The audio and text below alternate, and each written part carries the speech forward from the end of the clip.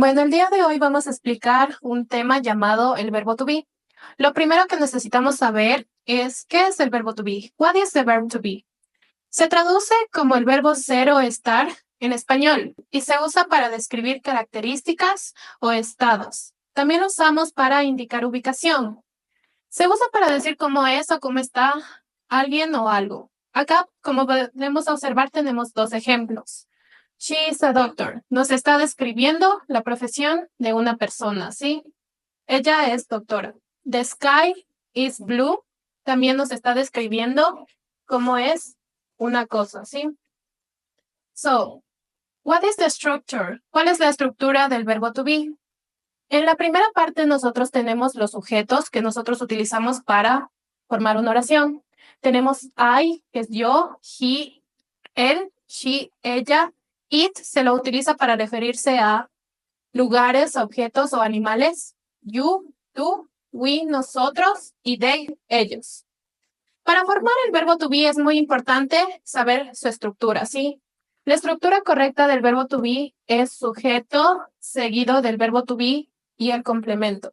En este caso, en la opción 2, podemos observar que ya están colocados el verbo to be de cada sujeto. De I am, he is, she is, it is, you are, we are y they are, ¿sí? Seguimos con los ejemplos.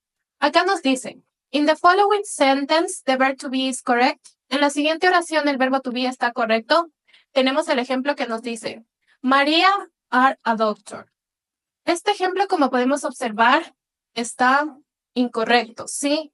Porque María vendría reemplazando el sujeto she, que es ella, porque se refiere a femenino.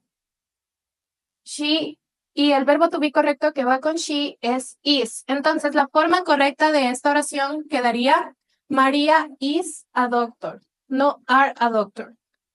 Seguimos con la siguiente ejemplo, que tenemos la misma instrucción del anterior. Nos dice si está bien colocado el verbo to be.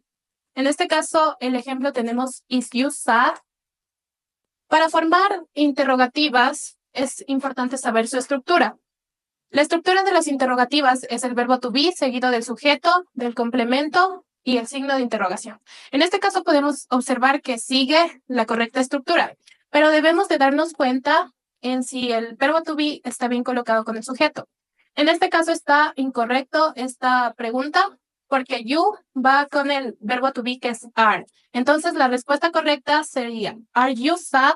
¿Estás triste? Seguimos con el último ejemplo que nos dice, igual que identifiquemos si el verbo to be está correcto o incorrecto. Tenemos la pregunta que dice, ¿are they crazy? Lo primero que nos debemos de fijar en esto es si sigue la correcta estructura de las interrogativas en el verbo to be. En este caso tenemos verbo to be más sujeto y más complemento y más el signo de interrogación, lo cual estaría bien. En este caso, esta oración está bien porque they es seguido del verbo to be are.